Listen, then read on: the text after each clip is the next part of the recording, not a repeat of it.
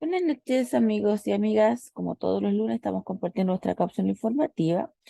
Esta vez nos vamos a hacer cargo respecto de ciertas preguntas frecuentes que me hacen en la consulta y también me han hecho por acá por internet respecto de las causas de violencia intrafamiliar y cuál es su relación con las medidas de protección.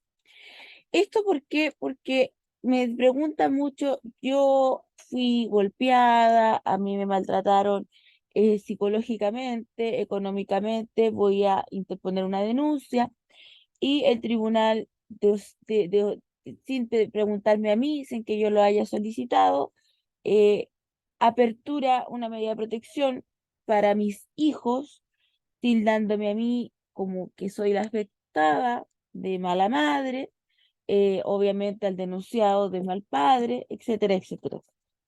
Eso es la pregunta que a mí generalmente me hacen. Me dicen, ¿eso es legal? ¿No es legal? ¿Por qué pasa? Ya. Entonces ahora nos vamos a hacer cargo del punto de vista legal. ¿Es legal? Sí, es legal. ¿Por qué? Ahora les voy a explicar.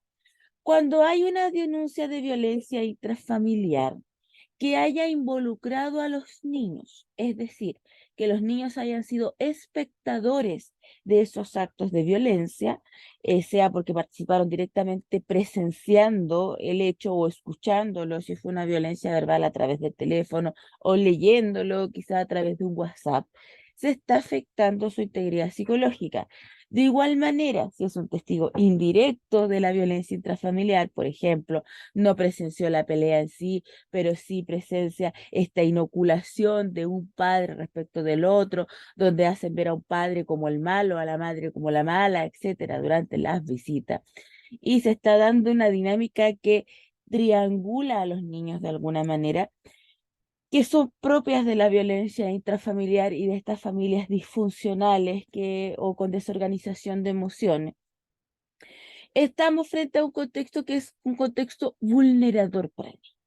Por lo tanto, ¿qué hace el tribunal? Primero constata si dentro de esta pareja, que puede ser matrimonial o no, dentro de esta pareja existen hijos comunes, la edad de los hijos y si efectivamente existen estos hijos, designa un curador ad litem. ¿Qué es lo que es el curador ad litem? Como ya les he explicado anteriormente, el curador ad litem es un abogado que es designado en defensa de los intereses del niño. No es abogado de las partes, ya no es el abogado de la denunciante si es que tiene cuidado personal de los niños. Ojo con eso. Es un abogado de los niños y puede hacer peticiones total y absolutamente diferentes a la de los padres, inclusive la denuncia. Este curador de ítem va a comparecer a la audiencia preparatoria del violencia familiar y si estima que los niños estuvieron expuestos directa o indirectamente a alguna situación de violencia que es necesario pesquisar, va a solicitar al tribunal aperturar una medida de protección. ¿Para qué? Con el fin de cautelar. Cuando usted está frente a una medida de protección, si bien uno tiene calidad de requirente, que va a ser denunciado, o de requerido, cuando estamos frente a estas medidas de protección aperturadas de oficio, es decir, que el tribunal las abre sin haberlas solicitado nadie de los involucrados, ambos padres tienen la calidad de requerido. ¿Y quién sería, para que ustedes entiendan, la contraparte o a quién le tiene que dar explicación de sus actos? Es al tribunal de familia. ¿Por qué? Porque si hay una dinámica violenta que ya se pasó los límites del eje parental y está afectando a los hijos, hay padres que tienen afectación en sus habilidades parentales. Es por eso que ustedes son cuestionados y hay que determinar hasta qué punto esta afectación es un riesgo para sus hijos. Por ende, en esa medida de protección probablemente se van a hacer evaluaciones de habilidades parentales, se van a determinar, y ahí, ¿qué les aconsejo yo? Siempre contraten un abogado, aun cuando las medidas de protección se puedan tramitar sin abogado, siempre el consejo es hacerlo con un abogado que los asesore en cuanto a cómo deben manejar esta medida de protección, porque recordemos que al ser de oficio, ustedes están enfrentados al tribunal y el tribunal puede disponer medidas de protección desde rechazarla porque estima que no procede, que no hay un riesgo alguno, que ustedes fue una pelea puntual y que los niños no estuvieron en la casa, o estaban en la casa de la abuelita, que nunca, que aún así ustedes nunca se hablaron más del tema. O pueden decir que hay una cronicidad y esta cronicidad es propendida por este padre o por los dos y pueden generar una privación de los cuidados de su hijo, entregarlos, radicarlos en un padre, en la madre, en una abuela, en una tía, en un tercero o quizás en un hogar. Entonces, cuando usted esté frente a esta situación, siempre asesores. Ya en estos casos, si usted no tiene los medios, puede recurrir a la Corporación de Asistencia Judicial y en el caso de la violencia pueden recurrir a CERNAMEC, la mujer, donde va a tener abogados que la van a poder asesorar y la van a poder acompañar en este proceso de medida de protección respecto de sus hijos.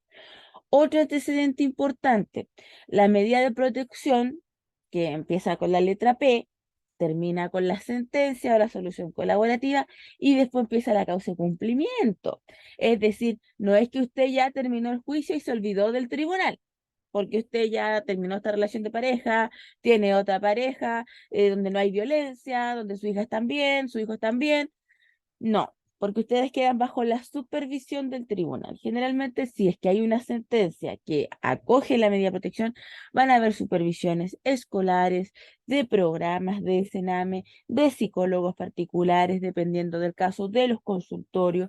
Entonces, ustedes tienen que tener ojo si es que tramitaron esto en forma personal, a quienes se les ofició para dar cuenta, porque cada cierto tiempo, cada 3 meses, el tribunal le va a pedir cuenta a estas instituciones, dime cómo va la terapia, dime cómo van los controles, dime si ha asistido y si eventualmente ustedes no han cumplido, no pueden después alegar desconocimiento y nuevamente se reabre el proceso, la van a llamar a audiencia de control, la van a llamar a audiencia de revisión y volvemos de nuevo a la etapa inicial donde había un cumplimiento formal, es decir, para zafar de este cuestionamiento inicial y no hay una real comprensión de cuál es la dinámica que generó este problema.